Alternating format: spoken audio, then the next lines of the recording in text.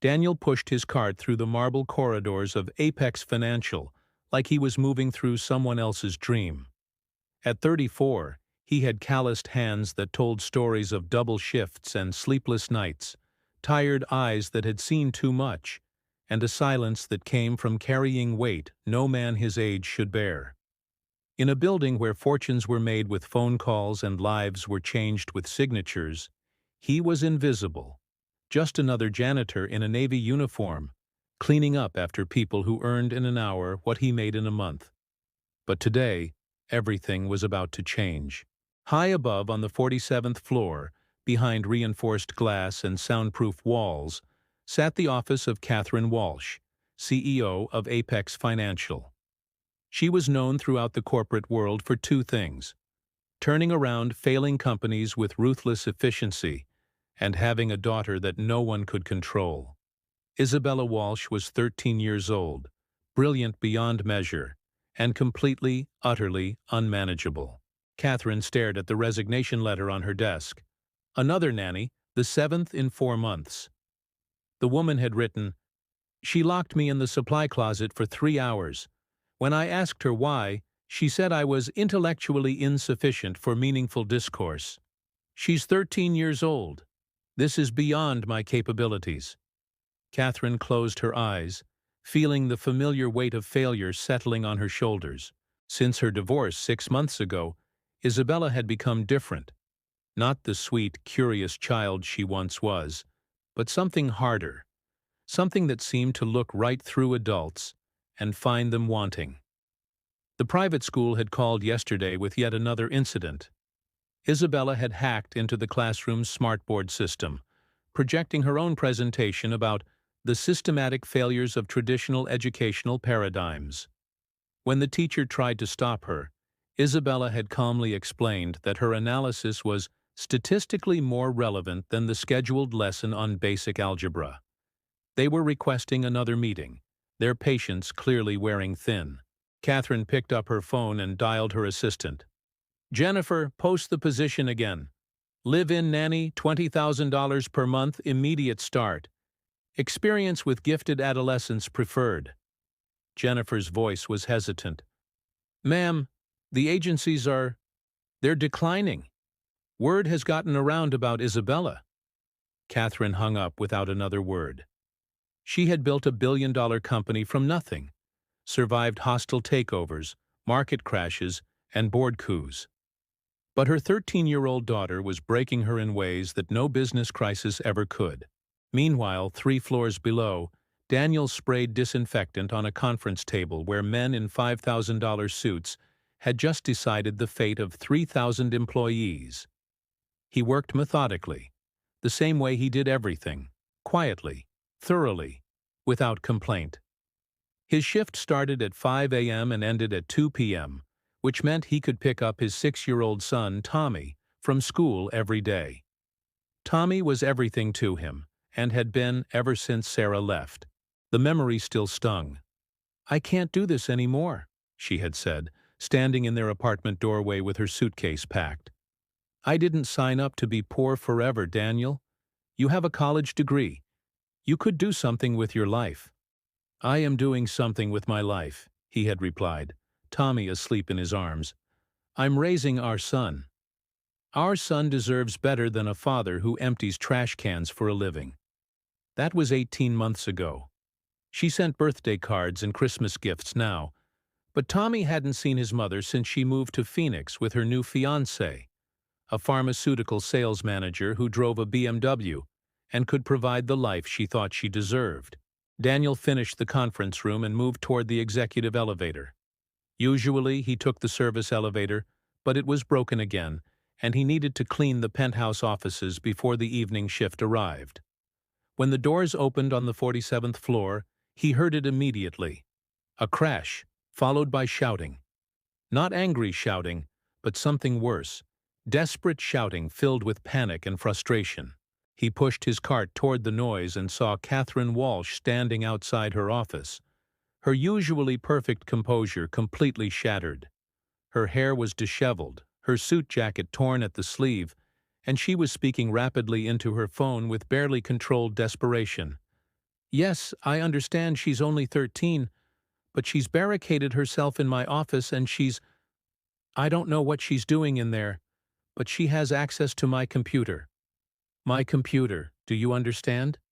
She could access anything, delete anything, just send someone, now. Through the reinforced glass of Catherine's office, Daniel could see a small figure sitting at the massive executive desk. Isabella Walsh, the CEO's daughter who had driven away every caregiver in the city, was focused intently on what appeared to be documents scattered across the expensive mahogany surface. Catherine noticed Daniel for the first time in 18 months of his invisible work. "You," she said, her voice sharp with desperation and grasping for any solution. "Do you have children?" Daniel hesitated. In all his time working at Apex Financial, no executive had ever spoken to him directly, much less asked him a personal question. "Yes, ma'am. A son. How do you handle it when they won't listen? When they just shut you out completely?"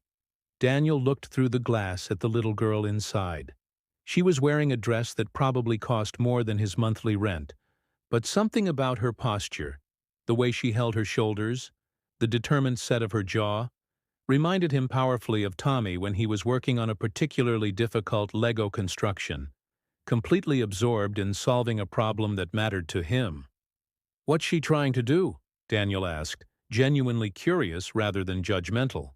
Catherine blinked, as if surprised that anyone would ask about Isabella's motivations rather than just how to stop her.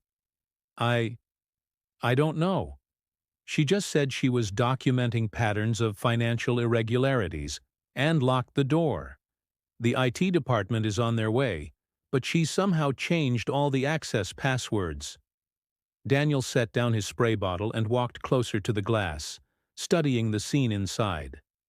Isabella looked up at him, and for a moment their eyes met through the barrier. She didn't look angry or defiant like he'd expected. Instead, she looked profoundly lonely, the kind of loneliness he recognized from his own mirror on the hardest days. "Ma'am," Daniel said quietly, "mind if I try something different?" Catherine stared at him as if he'd spoken in a foreign language. You're a janitor." "Yes, ma'am. And I'm a father." Something in his voice, calm, patient, without judgment, made Catherine step back and give him space. Daniel knocked gently on the glass door, not with the demanding rap of an adult trying to assert authority, but with the patient tap of someone asking permission to enter a child's world. Isabella looked up again, and this time, she tilted her head slightly, studying him with the analytical gaze of someone trying to solve a particularly complex equation. Daniel pressed his palm against the glass and simply waited, showing her that he wasn't going to force his way in or demand immediate compliance. After what felt like an eternity but was probably only a minute, Isabella stood up from the desk and walked slowly to the door. She placed her small hand against the glass, matching his palm print in a gesture that somehow felt like a peace treaty. Then, to Catherine's amazement, she unlocked the door. "Hello," Isabella said, her voice carrying the precise diction of someone who had learned to speak from adults rather than other children. "I don't believe we've been introduced. I'm Isabella Walsh." "And you are?" "Daniel," he said, crouching down to her eye level instead of looming over her like most adults did. "Daniel Hayes. I clean the offices here." "I see." Isabella considered this information with the seriousness she applied to everything. "Are you planning to tell me that my behavior is inappropriate and that I should apologize to my mother?" "No," Daniel said simply. "I was planning to ask if you'd like to show me what you're working on." Isabella's carefully composed expression flickered with genuine surprise. Behind Daniel, Catherine held her breath, hardly daring to hope that this stranger might succeed where 7 professionals had failed. "You want to see my research? If you don't mind sharing it." Isabella studied his face for a long moment, as if trying to determine whether this was some kind of adult trick or manipulation.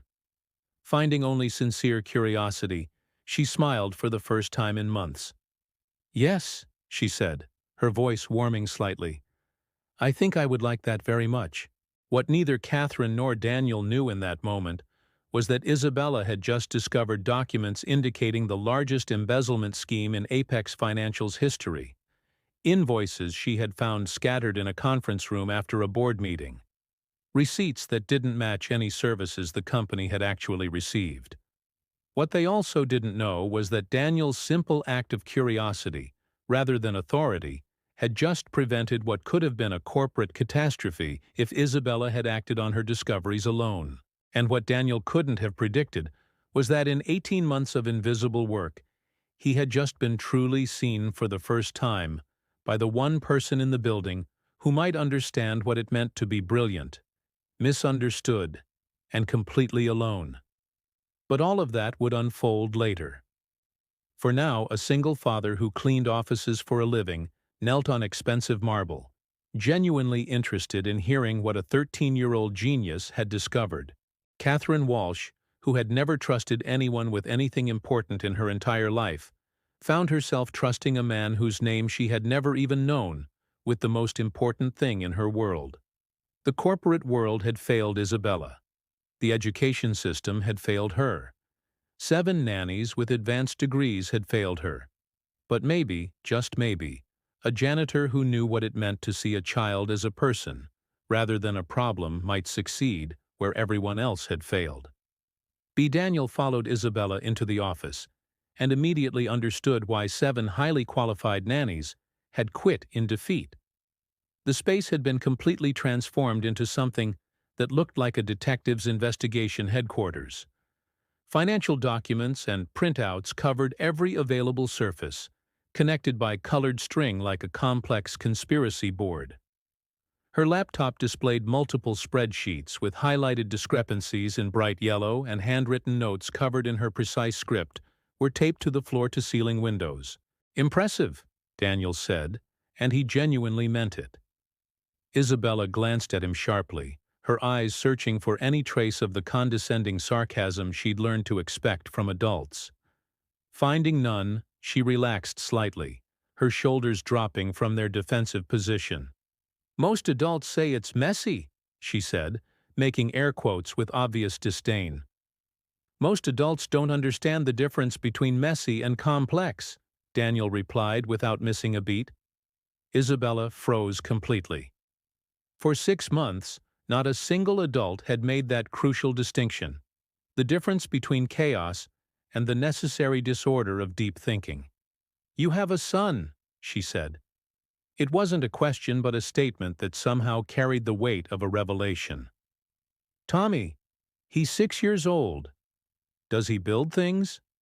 Daniel smiled, thinking of their apartment's living room, which was permanently divided into elaborate Lego cities that sprawled across every available inch of floor space. "Every single day." "And do you tell him to clean up while he's building?"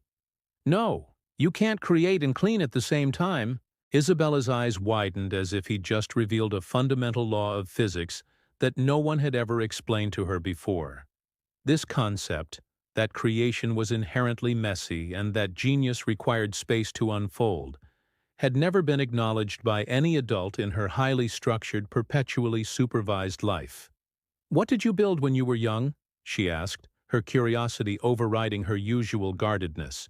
Daniel looked around the office at her investigation board, seeing in it the same passionate complexity he'd once brought to his childhood projects.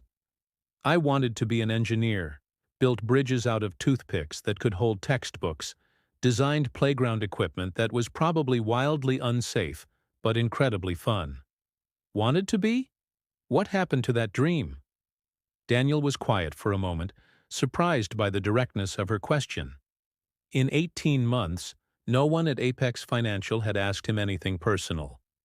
Now a 13-year-old was interviewing him about his abandoned dreams with the intensity of a seasoned journalist. "Life happened," he said simply, but then added more because her question deserved a real answer. "Sometimes you have to choose between what you want to build and what you need to build." Isabella studied his face with the same intensity she usually reserved for mathematical proofs. "You mean you chose Tommy over your dreams?"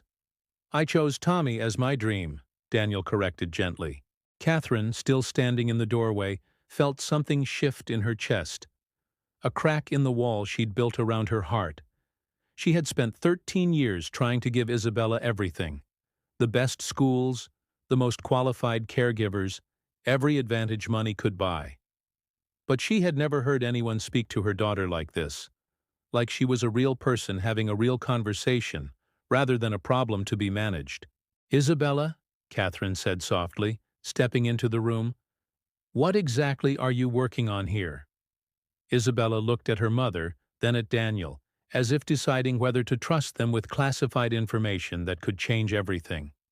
"I've been analyzing financial documents I found scattered in Conference Room B last week after the board meeting," she said matter-of-factly. "There are systematic discrepancies that suggest embezzlement at the executive level." Catherine's blood went cold as the implications hit her. "Isabella, you can't just—" "Actually," Daniel interrupted gently, "she can. The question is what she plans to do with what she's found." Isabella looked at him gratefully, surprised to find an adult who didn't immediately dismiss her capabilities. "I was going to document everything and present it to you, Mom, but then I realized that might destabilize the company stock and put thousands of jobs at risk.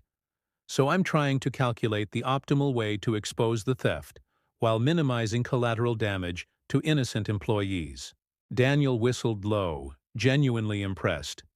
That's incredibly thoughtful and responsible." "Most people would call it presumptuous," Isabella said, watching her mother's face carefully for signs of disapproval. "Most people aren't thinking about thousands of families who depend on those jobs to survive," Daniel replied. Catherine sat down heavily in the chair across from her own desk, the weight of everything hitting her at once. Her 13-year-old daughter had not only uncovered corporate fraud, but was trying to handle it more responsibly and thoughtfully than most adults would. The child everyone called impossible was actually impossibly mature. "Isabella," Catherine said carefully, "how long have you known about this?" "3 weeks. I've been trying to solve it myself, but I think—" She paused, and for the first time her voice carried a note of vulnerability. "I think I need help." It was the first time in months that Isabella had admitted to needing anything from anyone, and the words hung in the air like a bridge being built between them. Daniel looked at the wall of evidence, then back at Isabella. "You know what I think?" "What?" "I think you're probably the smartest person in this building. But even the smartest people need a team sometimes." Isabella's carefully constructed composure cracked slightly, revealing the scared child underneath the genius exterior. "Teams require trust.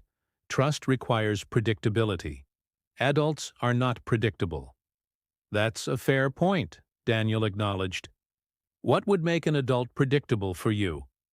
Isabella thought for a moment, her analytical mind working through the problem. "Honesty. Most adults lie to children constantly. They pretend things are simpler than they are, or that they know things they don't actually know. What if an adult told you when they didn't know something? That would be unusual."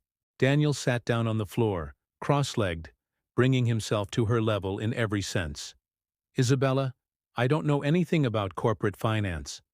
I don't know anything about SEC regulations or board governance.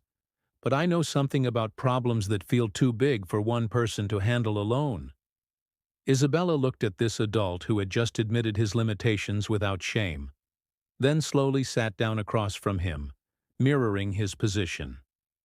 Catherine watched in amazement as her daughter voluntarily descended to floor level for a conversation, something she hadn't done in years. Isabella's eyes filled with tears she had been holding back for months. "What if the people who are supposed to care about you don't understand you?" Daniel glanced at Catherine, who was crying silently in her chair, finally seeing the pain her daughter had been carrying alone. "Then maybe," Daniel said gently, "you help them understand, and maybe they help you understand them too." Isabella looked at her mother, really looked at her, for the first time in weeks. She saw not the imposing CEO who was always on phone calls and in meetings, but a woman who looked scared and exhausted and overwhelmed, someone who was struggling just as much as she was. "Mom," Isabella said softly, "I think there are people stealing from your company." Catherine slid out of her chair and onto the floor, facing her daughter. "Tell me everything." For the next hour, Isabella walked them through her investigation with the thoroughness of a seasoned forensic accountant. She had discovered that 3 board members had been creating fake vendor accounts and billing the company for services that were never provided. The total theft was approaching $2 million, and the pattern was escalating. "The pattern became obvious once I started comparing the invoices to actual delivered services," Isabella explained, pulling up spreadsheets on her laptop. They were so focused on hiding the money trail that they never considered someone might cross-reference the documentation against real-world deliverables. "How did you even think to look for this?" Catherine asked, genuinely amazed at her daughter's investigative instincts. Isabella was quiet for a moment, then spoke with painful honesty. "I was angry about the nannies. I thought if I could prove I was useful, maybe you wouldn't need to keep hiring people to take care of me." Catherine's heart shattered. "Oh, sweetheart, I don't hire nannies because you're not useful. I hire them because I'm not good at this." "Good at what?" "Being your mom." Daniel watched this conversation unfold and recognized something he had seen in his own mirror many times. The look of a parent who loved their child desperately but had no idea how to bridge the gap between love and understanding. "Ms. Walsh," Daniel said quietly, "can I ask you something?" Catherine nodded, trusting this stranger more than she'd trusted anyone in months. "When was the last time you and Isabella just played together?" Catherine looked genuinely confused. "Played? Like, sat on the floor and built something together, or told stories, or made up games?" Catherine realized with growing horror that she couldn't remember a single instance. Every interaction with Isabella had been structured, educational, supervised by professionals who were supposed to know better than she did how to raise her own child. I don't know how," Catherine admitted, her voice breaking. "I was raised by nannies myself. I know how to run a company, negotiate deals, manage thousands of employees, but I don't know how to be a mom." Isabella reached over and took her mother's hand in both of hers. "Maybe we could learn together." It was such a simple suggestion, but it hit Catherine like a revelation. She had been approaching parenthood like a business problem, hiring consultants and experts, when what Isabella needed was not professional care, but personal connection. "I would like that," Catherine said, squeezing her daughter's hand. "But I might need help figuring out how." Isabella looked at Daniel with hope in her eyes for the first time in months. Would you be willing to help us? I know you have your own son to take care of, but maybe—" Daniel thought about his small apartment, his double shifts, his constant worry about money and Tommy's future. Then he looked at this brilliant 13-year-old who had been lonely in a tower of privilege, and her mother who had everything except the one thing that mattered most. "I think," Daniel said carefully, "that we might be able to help each other." What none of them knew was that in the security office 12 floors below, a guard was watching their conversation through the camera system, taking notes on everything he saw. What they also didn't know was that this guard was on the payroll of the very board members Isabella had been investigating, and that their moment of connection was about to put all of them in danger they couldn't imagine. And what Daniel couldn't have predicted was that his simple act of kindness toward a lonely child was about to expose him and Tommy to risks he had never prepared for. But for now, sitting on the floor of the most powerful office in the building, a single father, a brilliant 13-year-old, and an overwhelmed mother had found something that no amount of money could buy. Genuine understanding and the beginning of something that felt like family. The corporate world was about to discover that some problems couldn't be solved with power or wealth, but only with the kind of courage that came from ordinary people doing extraordinary things for the people they loved. The next morning, Daniel arrived at work to find his keycard deactivated. Something had changed overnight, and the shift in atmosphere was immediately obvious. System error, the security guard at the front desk said without making eye contact, his tone suggesting this was anything but a technical glitch. You'll need to speak to HR. Daniel had been through enough bureaucratic obstacles to recognize a deliberate runaround when he saw one. But he also had Isabella's evidence on a flash drive in his pocket and a promise to help expose the board members who were stealing from the company. This wasn't the time to back down. He took the service elevator to the HR department on the 15th floor and waited for 2 hours before being told that Margaret Phillips, the HR director, was in meetings all day. The delay felt intentional, designed to make him sweat, while they decided how to handle the situation. What Daniel didn't know was that Margaret Phillips was indeed in a very specific meeting at that exact moment, with the 3 board members Isabella had identified as embezzlers. The emergency session had been called the moment security footage revealed Daniel's interaction with Isabella the day before. "We have a problem," Richard Hawthorne, the longest-serving board member, was saying.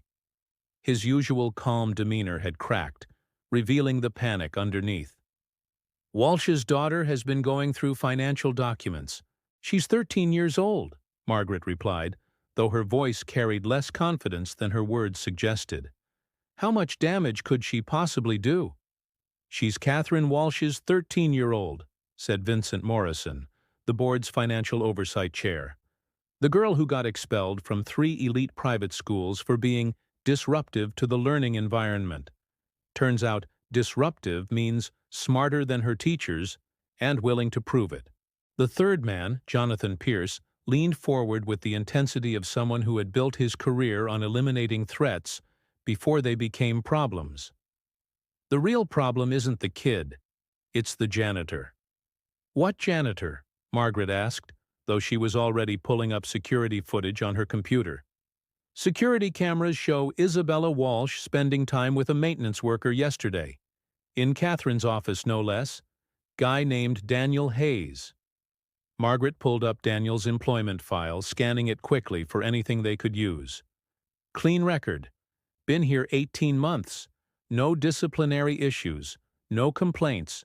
No red flags. Run a background check," Pierce said with the authority of someone accustomed to getting immediate compliance. "Full financial, criminal, everything.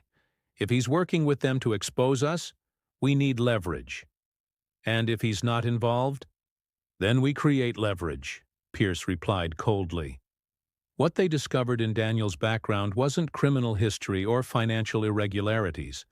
It was something far more useful for their purposes.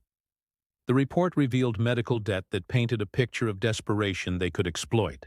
Tommy had been born with a heart condition that required surgery when he was 4 years old. Even with insurance, the medical bills had destroyed Daniel's finances completely.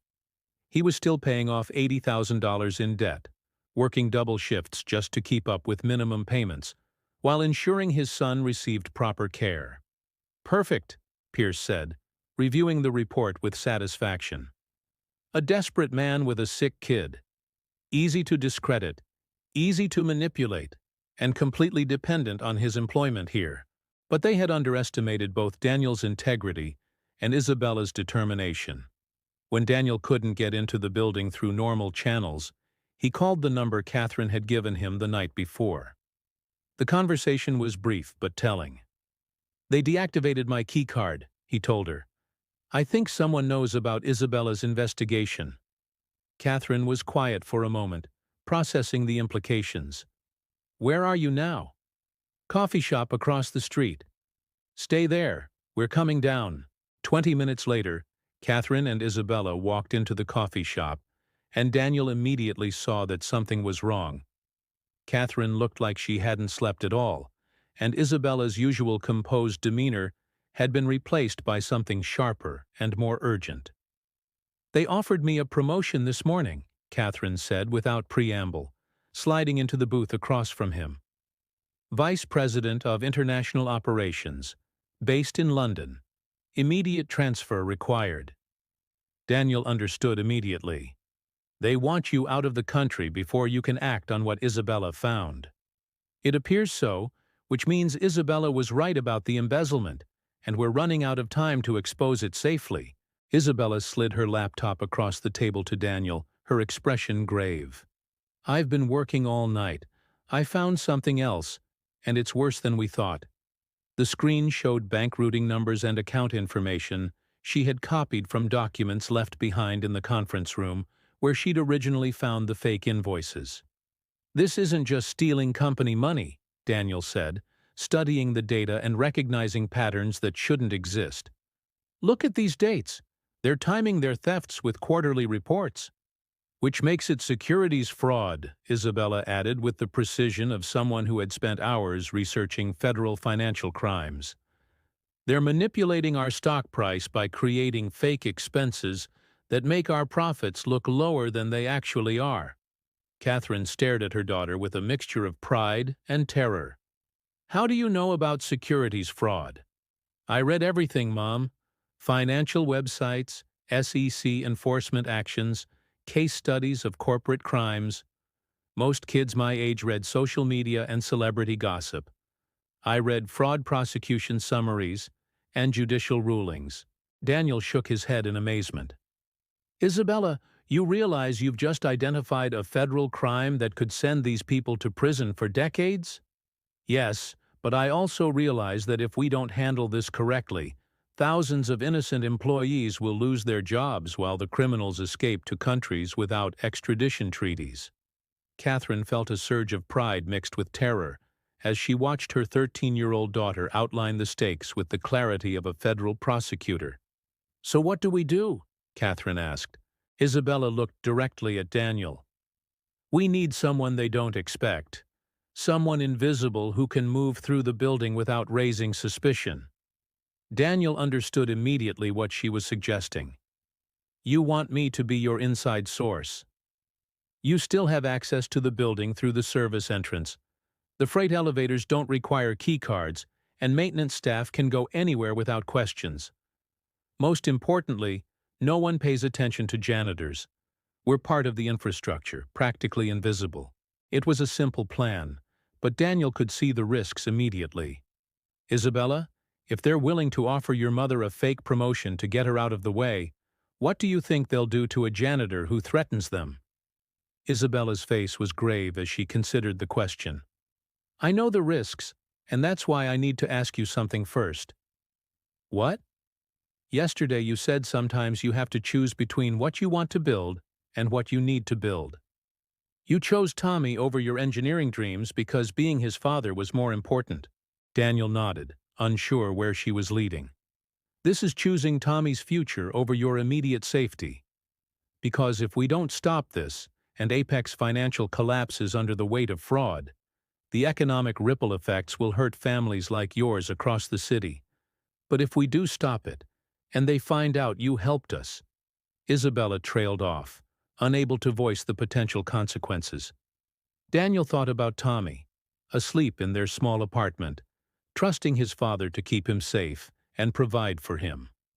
He thought about all the other children whose parents worked for Apex Financial, who would suffer if the company collapsed under the weight of corruption. "Isabella," he said finally, "what exactly do you need me to do?" What Daniel didn't know was that Pierce and Morrison were already implementing their contingency plan with the efficiency of people who had eliminated obstacles before. They had contacted Child Protective Services with an anonymous tip about concerning behavior from Isabella Walsh, describing a 13-year-old with unsupervised access to sensitive corporate information and signs of parental neglect. They had filed a complaint with building security about unauthorized access by a maintenance worker with significant financial difficulties who might be susceptible to industrial espionage.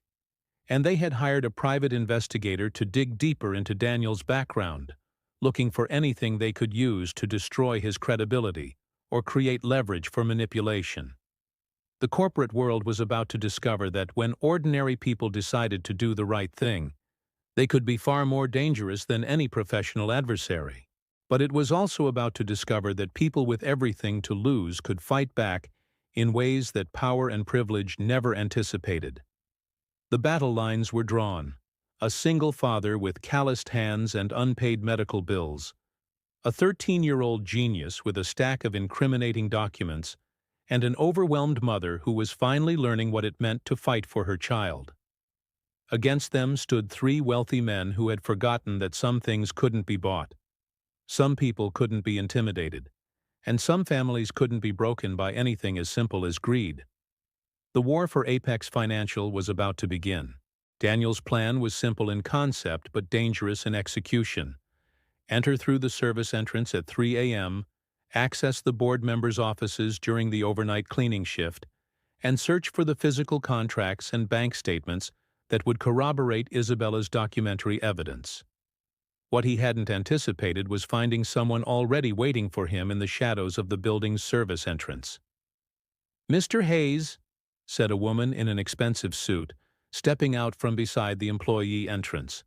"I'm Margaret Phillips, Director of Human Resources. We need to talk."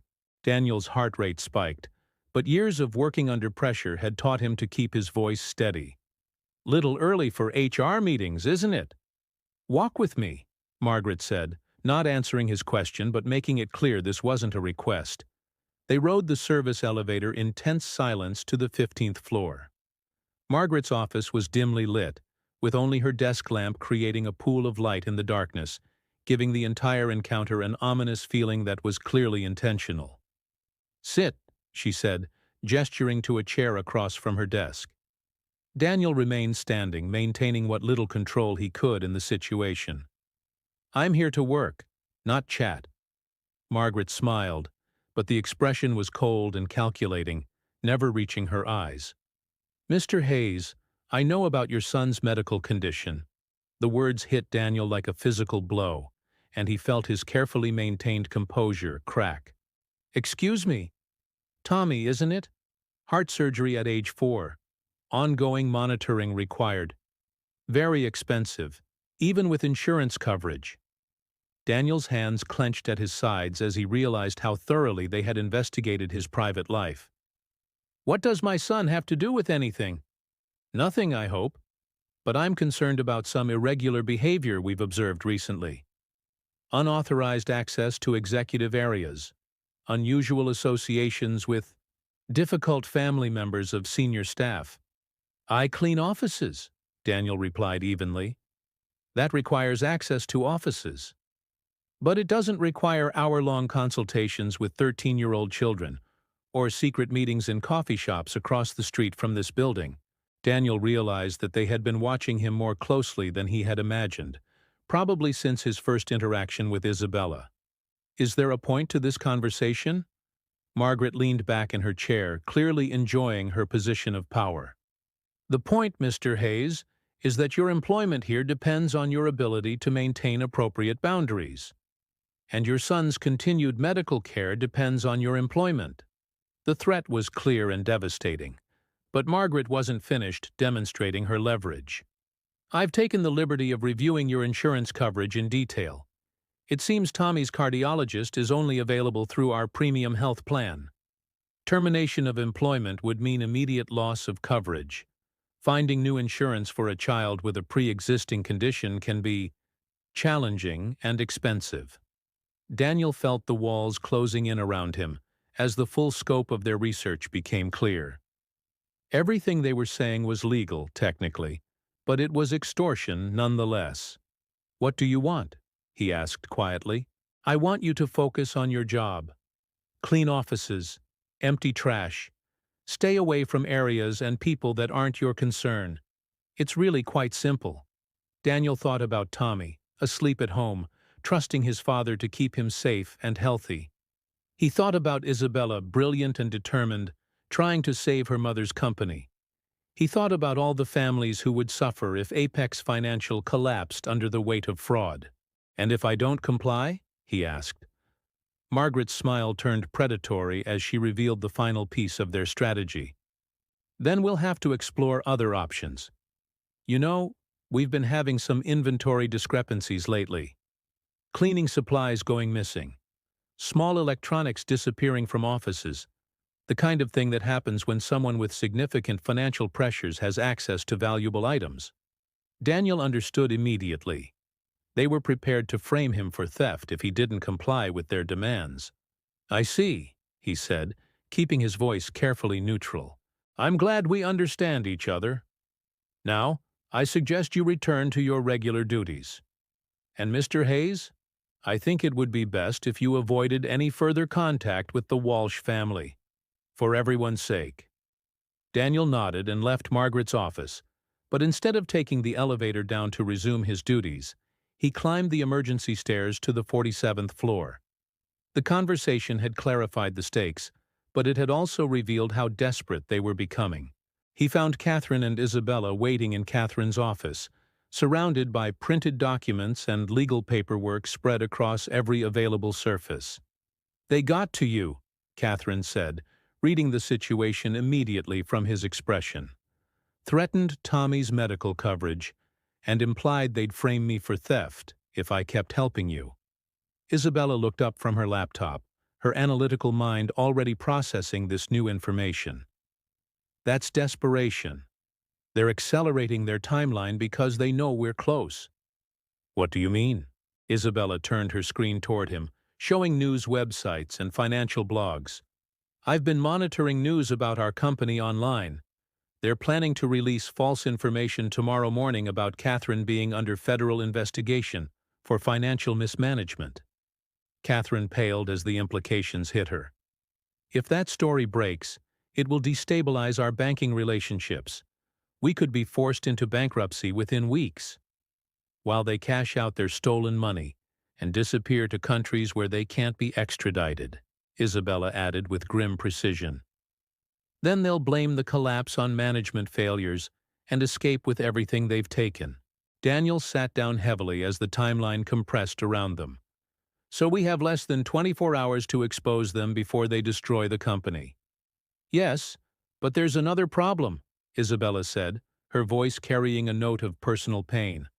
"I found something in Mom's email this morning. They've contacted Child Protective Services." Catherine's blood went cold. "What did they tell them?" "Anonymous tip about a 13-year-old with access to sensitive financial systems.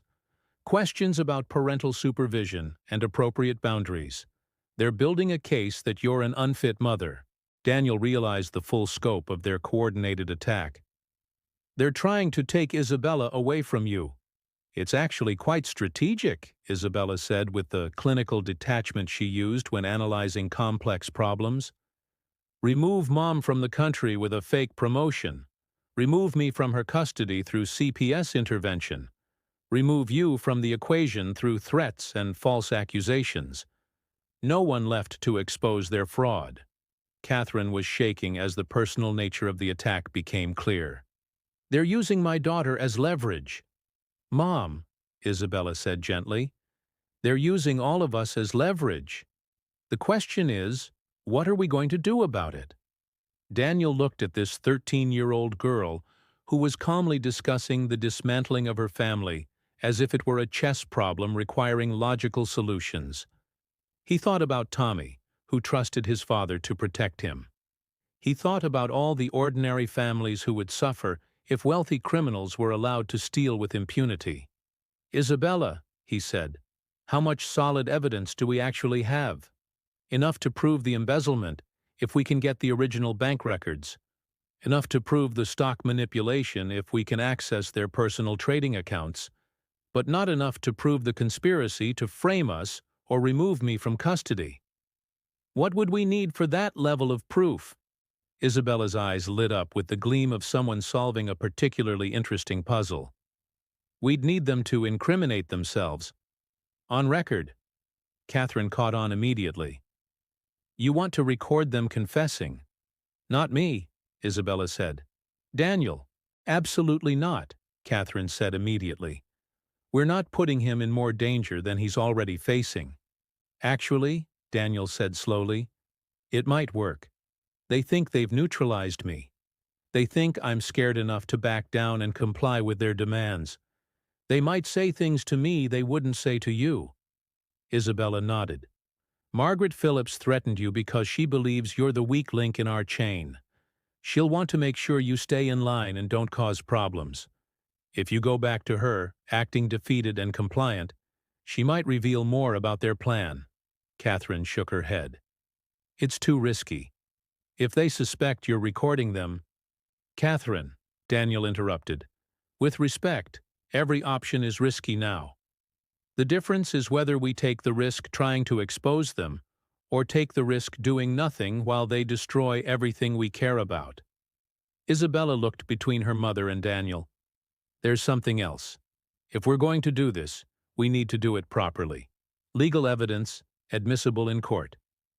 What do you mean? I mean we need to contact the FBI. The room went quiet as the implications sank in. Contacting the FBI meant escalating beyond corporate politics into federal law enforcement. It meant there would be no going back, no quiet resolution, no managing the situation privately. Isabella, Catherine said carefully, are you sure about this? Once we make that call— Mom, they're planning to destroy your company, take me away from you and frame Daniel for crimes he didn't commit.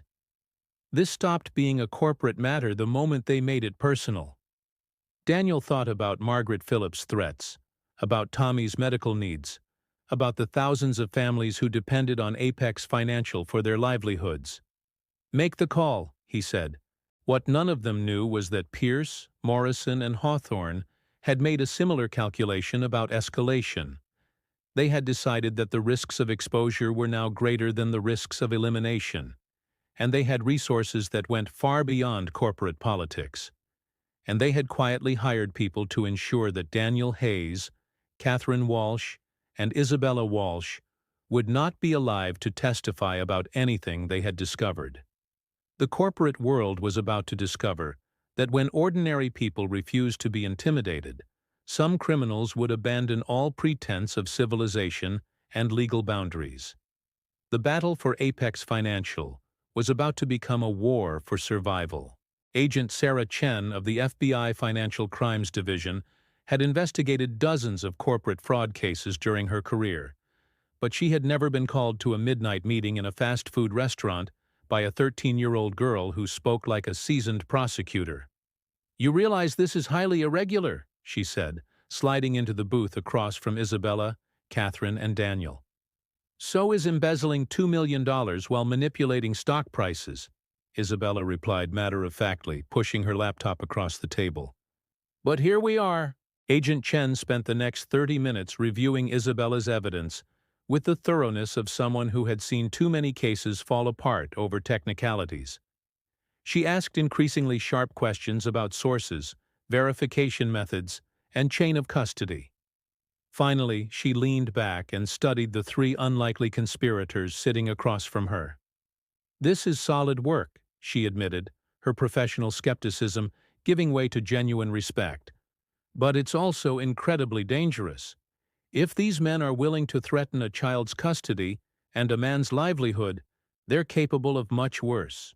Which is why we need federal protection, Catherine said, her voice carrying the authority of someone accustomed to getting what she needed from government agencies. I can offer you protection during testimony, but I can't provide round-the-clock security while we build the case. That could take weeks or even months. We don't have weeks, Daniel said urgently. They're moving tomorrow morning with their plan to destroy Catherine's reputation and transfer their stolen money. Agent Chen nodded grimly, understanding the compressed timeline they were facing. Then we need to accelerate our own timeline. Mr. Hayes, are you willing to wear a wire and try to get them to incriminate themselves on the record? Daniel looked at Tommy, who was sleeping in the booth beside him, exhausted from the late hour but somehow sensing the importance of staying close to his father. Catherine had insisted on bringing him rather than leaving him with a babysitter. None of them trusted anyone else at this point. Yes, Daniel said simply. The risks are significant, Agent Chen warned. If they suspect you're recording them— Agent Chen, Daniel interrupted, his voice carrying quiet conviction. I've been poor my whole adult life. I've worked double shifts, lived paycheck to paycheck, watched my son's mother leave because she was ashamed of who I was. But I've never been dishonest, and I've never let anyone threaten my child. These men are trying to steal from thousands of families while threatening my son's medical care. Yes, I'll wear your wire. 3 hours later, as dawn was breaking over the city, Daniel walked into Apex Financial at 5 a.m. for what he knew would be either his last day as a janitor or the beginning of something entirely different. Margaret Phillips was waiting for him in the lobby, and her presence at that early hour confirmed that everything was proceeding according to their plan. "Mr. Hayes," she said with false warmth that didn't quite mask her underlying tension, "I'm glad to see you're being reasonable about our conversation yesterday." "I need this job," Daniel said, letting exhaustion and defeat creep into his voice, while the FBI wire recorded every word. "Tommy needs his medical coverage. I can't afford to make waves or cause problems." "Smart man, walk with me." They rode the elevator to the 40th floor, where Pierce, Morrison, and Hawthorne were waiting in the executive boardroom. Daniel had never been in the same room with board members before, and he was struck by how they radiated the kind of casual power that came from decades of never being told no. "Mr. Hayes," Pierce said without preamble, dispensing with pleasantries in favor of immediate intimidation, "we understand you've been having some financial difficulties." Daniel let his shoulders slump in a performance of defeat. "Tommy's medical bills. I'm doing the best I can, but it's never enough." "Of course, and we want to help. In fact, we're prepared to offer you a significant bonus, $25,000. Cash. Today." Daniel's eyes widened genuinely. It was more money than he made in an entire year of double shifts. "What do I have to do?" Morrison leaned forward with the confidence of someone closing a routine business deal. "Simply continue being the excellent employee you've always been. Clean offices, mind your own business. Forget about any unusual conversations you might have had with certain executives or their family members. And if anyone asks you about those conversations," Hawthorne added with casual menace, "you never had them." Daniel nodded slowly, playing his role perfectly. "I can do that." "Excellent. But there is one more thing," Pierce said, revealing the true purpose of their meeting. "We need you to sign an affidavit stating that you witnessed Catherine Walsh allowing her daughter unsupervised access to confidential financial systems." Daniel's heart pounded, but he kept his expression neutral while the wire captured every word. "An affidavit? Nothing dramatic. Simply confirming that you saw a 13-year-old child alone with sensitive computer systems and documents. Given recent concerns about the child's psychological stability, this will help us ensure she receives appropriate professional help." Daniel understood immediately. They wanted him to provide the evidence they needed to take Isabella away from Catherine, destroying their family while eliminating the threat to their criminal enterprise. I don't know," Daniel said, injecting uncertainty into his voice.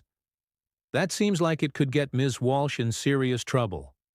"Mr. Hayes," Morrison's voice turned cold as winter, "Catherine Walsh is about to be very busy with her new position in London. She won't be available to protect you if questions arise about missing office supplies, or if your son's insurance claims are flagged for unusual scrutiny." The threat was crystal clear. Sign the affidavit, take the money, and betray the people who had trusted him. Or refuse, and watch his life be systematically destroyed while they escaped with their stolen millions. Daniel thought about Tommy, sleeping peacefully in that fast food booth just hours earlier, trusting his father to keep him safe. He thought about Isabella, brilliant and vulnerable, fighting to save her mother's company.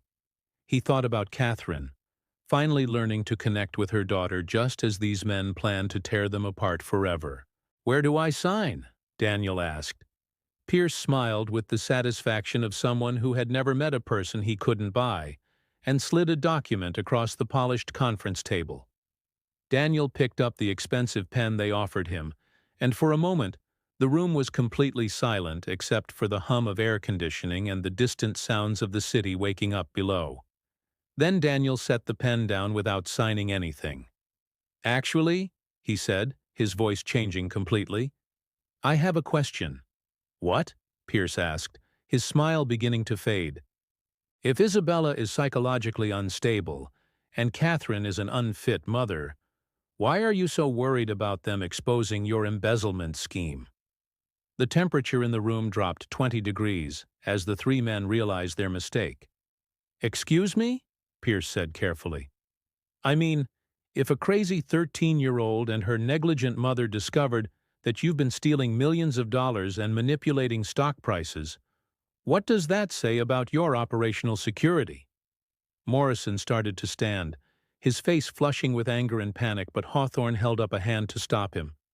Mr. Hayes, Hawthorne said slowly, I think there's been a misunderstanding. No misunderstanding, Daniel said, reaching into his pocket with deliberate calm. I know exactly what you've been doing. Isabella Walsh is smarter than all three of you combined, and she's been building a case that's going to send you to federal prison for the next decade. He pulled out his phone and held it up so they could see the recording app. And this conversation we just had? Where you tried to bribe me to file false statements about child endangerment? That's being recorded by the FBI. For a moment, nobody moved. The silence stretched like a held breath. Then Pierce lunged across the table, grabbing desperately for Daniel's phone. Daniel was faster. He rolled backward, out of his chair, and sprinted for the door while their shouts echoed behind him. Security! Morrison shouted into his phone. Lock down the building. Don't let him leave. But Daniel didn't head for the elevators where security would be waiting. Instead, he ran for the emergency stairs, taking them three at a time upward toward the 47th floor, where Catherine and Isabella were waiting with Agent Chen and a full FBI tactical team. Behind him, he could hear Pierce, Morrison, and Hawthorne shouting into their phones, calling their lawyers, trying to coordinate damage control for a disaster that was already spinning beyond their control. What they didn't know was that Isabella had anticipated their panic response perfectly. While Daniel was wearing one wire, she had been working with Agent Chen to monitor their personal cell phone communications with a second piece of FBI surveillance equipment. Every phone call they made in the next 10 minutes would be recorded, including their frantic attempts to transfer money to offshore accounts and their coordination with corrupt officials in non-extradition countries. By the time Daniel reached the 47th floor, bursting through the stairwell door with his heart pounding, Isabella had enough evidence to charge them not just with embezzlement and stock manipulation, but with conspiracy, bribery, obstruction of justice, and attempted witness intimidation. Did you get it? Agent Chen asked as Daniel caught his breath. Everything, Daniel gasped. They confessed to the embezzlement, the stock manipulation, the plan to frame Catherine, and the scheme to take Isabella into custody. Plus, they tried to bribe me to file false statements. Isabella looked up from her bank of monitors, her face glowing with the satisfaction of a chess player who had just executed a perfect endgame. And I have recordings of them trying to wire money to accounts in Switzerland and the Cayman Islands. They're attempting to flee prosecution as we speak. Agent Chen spoke into her radio with calm efficiency. All units, execute arrest warrants. Subjects are attempting to leave the building and transfer assets. Consider them flight risks. Catherine put her arm around her daughter and looked at Daniel with something that might have been awe. You could have taken their money, she said. $25,000. It would have solved your financial problems instantly. Daniel thought about Tommy, still sleeping in the break room down the hall, watched over by a female FBI agent who had volunteered to babysit during the operation. Ms. Walsh, Daniel said, some problems can't be solved with money, and some solutions cost more than you can afford to pay. What Daniel didn't know was that his refusal to take the bribe had been captured on Isabella's surveillance system and would become a crucial piece of evidence in the federal prosecution. What he also didn't know was that Catherine Walsh had already decided to offer him a very different kind of opportunity, one that would change his life in ways he couldn't yet imagine. But all of that would come later. For now, a single father who cleaned offices had just helped bring down three powerful men who thought they were untouchable. and a 13-year-old genius had just learned that sometimes the most important intelligence came not from computer systems, but from understanding human character. The corporate world was about to discover that ordinary people, when they decide to do extraordinary things, could be more dangerous than any sophisticated criminal enterprise. 6 months passed, and the transformation was remarkable. Daniel Hayes walked through the lobby of Apex Financial wearing a tailored suit instead of a janitor's uniform, and the change felt surreal even to him. Pierce, Morrison, and Hawthorne were now serving federal sentences ranging from 8 to 12 years. The money they had stolen was recovered and used to establish an employee assistance fund for families facing medical emergencies. This was an idea that Isabella had proposed, and Catherine had enthusiastically endorsed. On this particular day, Jennifer, Catherine's assistant, told him, "Mr. Hayes, she's ready for you in the conference room." Daniel walked into the glass-walled conference room on the 47th floor, where Catherine and Isabella were waiting with architectural drawings spread across the table like blueprints for a better future. Catherine gestured to the detailed plans and said, "Tell me what you think." The drawings showed designs for a new corporate training facility focused on innovative problem-solving and cross-functional collaboration. These were spaces designed like makerspaces, with tools for building physical prototypes alongside digital solutions. Then Catherine delivered the surprise. "I want you to run it," she said. "Director of Innovation and Applied Learning. Starting salary is $120,000, plus equity, plus full medical benefits for you and Tommy." Daniel sat down heavily in the nearest chair. Just 6 months ago, he had been emptying trash cans and worrying about his son's heart medication. Now Catherine Walsh was offering him his dream job at a salary that would completely transform his life. Isabella looked up from her laptop and added, "You have something better than an MBA. You understand how to solve problems by listening to people instead of managing them." Daniel thought about that night 6 months ago when he had knelt on expensive marble to listen to a lonely 13-year-old explain her investigation. Nothing in business school would have prepared him for that moment, but everything about being a father had. Isabella slid a thick folder across the table toward him. "We've already identified the first cohort," she explained. "Middle managers struggling with team dynamics, frontline employees with innovative ideas but no way to implement them, senior executives disconnected from the human impact of their decisions." Catherine leaned forward and said, "We want you to teach everyone how to see each other as people instead of positions. The way you saw Isabella as a brilliant teenager who needed understanding, not management." Isabella's assessment was immediate and precise, as always. How to ask better questions. How to listen without trying to fix everything immediately. How to recognize when someone is struggling and offer help instead of judgment. How to build trust by admitting what you don't know. Daniel pointed out, "Those aren't traditional business skills." Catherine replied, "Exactly. They're human skills. And it turns out that's what business has been missing all along." Daniel paused, then said, "There's one condition. I want to bring Tommy to work sometimes. Not every day, but when he's interested in what we're doing. I want him to see what collaboration looks like in action." Catherine smiled and said, "Isabella insisted we include that in the job description." Isabella nodded with characteristic seriousness and explained, "Children observe how adults interact and learn what's normal. If Tommy sees adults treating each other with curiosity and respect, he'll expect that in his own relationships." Daniel asked, "When do I start?" Catherine answered, "Tomorrow if you're ready." That evening, Daniel sat in his new apartment, a 2-bedroom place with a real kitchen and a yard where Tommy could play safely. He was reading the employee profiles Isabella had prepared when Tommy came running into the living room, holding a drawing he had made at his new school. "Dad, look! I drew our family," Tommy said excitedly. The picture showed Tommy and Daniel, but also included 2 other figures, a woman in a business suit and a teenage girl with a laptop. Tommy pointed to them and asked, "That's Catherine and Isabella. They're part of our family now, right?" Daniel thought about the unconventional family they had become.